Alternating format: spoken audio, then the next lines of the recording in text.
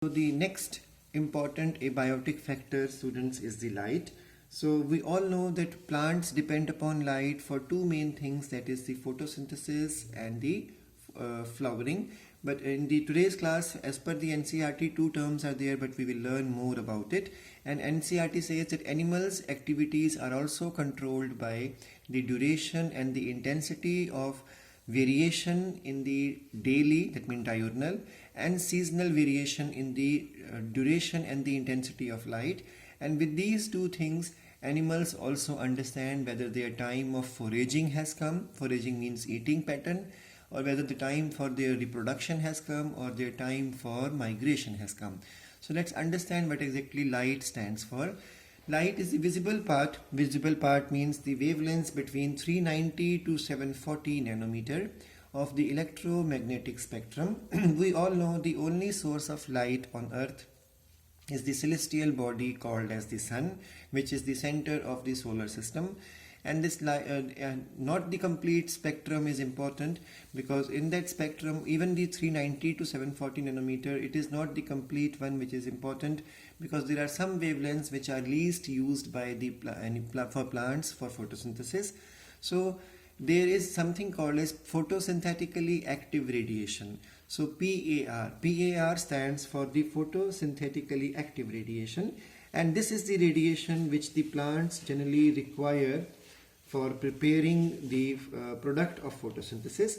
This chapter actually has been removed from the NCERT. Otherwise, if you go through the 14th chapter and the page number 245, you will learn about the photosynthetically active radiation, that except for the deep sea hydrothermal vents, sun is the only source of energy for all ecosystems on Earth. So all ecosystems on Earth completely depend upon sun. The only exception is, which you have learned in the 13th chapter, that is this deep sea hydrothermal ecosystems. There the source of energy is the cracks from where, the vents from where the heat comes out. So the total incident solar radiation is less than 50% of its photosynthetically out of the incident solar radiation, even less than for 50%. That means somewhere around 48% of the total incident solar light, only this much percent is photosynthetically active radiation. And we know that plants and photosynthetic bacteria fix sun's radiation energy into making food from simple inorganic material. So plants capture only 2 to 10% of the PAR. So this means that out of total incident solar light, 1 to 5% of the light is used, or you can say, because PAR is basically somewhere close to 50% of the incident light, so you can say 2 to 10% of the PAR is used by the plants for photosynthesis. So that means not every quanta of light is going to be used by the plants. A lot of it is going to get wasted. So the PAR ranges between 400 to 700 nanometer. So that means 1 and 10 nanometer here and 40 nanometer here is something which is not used by the plant. And then light also has various qualities also, which controls the amount of photosynthesis, or which controls the daily activity of the organisms.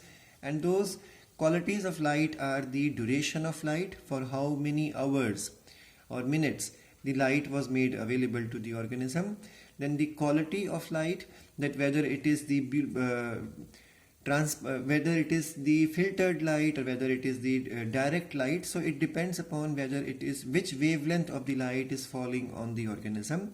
And then we have the intensity, how direct, intense is the light. If there are cloud cover, we all know that the intensity of light will be dim, and if the cloud cover is not there, the organism is in the open sun, then the intensity of light would be more.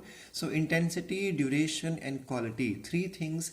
Changes with the season, changes with the latitude, these three things changes with the altitude as well as the landscape. So all these things control the type of light, intensity, duration and quality the living organism is going to obtain in a particular area.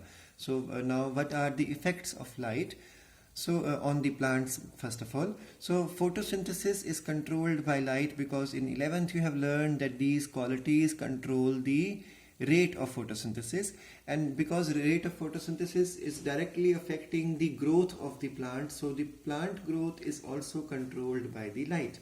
And another thing is, we all know availability of light will cause the stomata to open, because in 11th class you have learned maximum plants, they perform phototropic type of their opening of the stomata. There are two types you have learned in 11th, that some plants open their stomata at night time, which perform basically the CAM pathway, carrosylcean acid metabolism pathway. So they open their stomata at night, scotopic type. So photopic type are those which open their stomata during the daytime. So when stomata opens during the daytime, because of the presence of light, so because stomata has opened, transpiration will start during the daytime. So transpiration is also controlled by the availability of the light. Then we all know there are plants which need sunlight for the seed germination to take place. So light dependent seeds varieties are supposed to germinate only when light is available to them. In which plants? Photoblastic seeds. Those seeds which are supposed to need light for germination are called as photoblastic seeds. Then we all know photomorphogenesis. Because of the presence of light, plant shows variation. For example, today leaves are there, and when particular range of light is there or photo period is there, which you covered in 11th class. So if the photo period is available, plant will start flowering. So a different morphological structures will develop. Instead of leaves, flowers or petals will develop. So photomorphogenesis is controlled by the light. In the same manner, pigmentation is also controlled by light. If you keep a plant in the open sun, it will become yellowish, or you can say palish green in color or light green in color. But if the same plant is in a pot and shifted into the inner side, or you can say in the dim light, then it will develop darker color, because it has to absorb more less amount of available light has to be absorbed more, so pigment amount will increase. So phototropism, we all know that in the auxins topic in 10th class also you have learned that it bend towards the source of light. And then nastic movement, like opening of the petals, closing of the leaves in the case of the leaves which carry pulvinous or swollen nodes. So such are the examples of effects of light on the development, growth and activities of the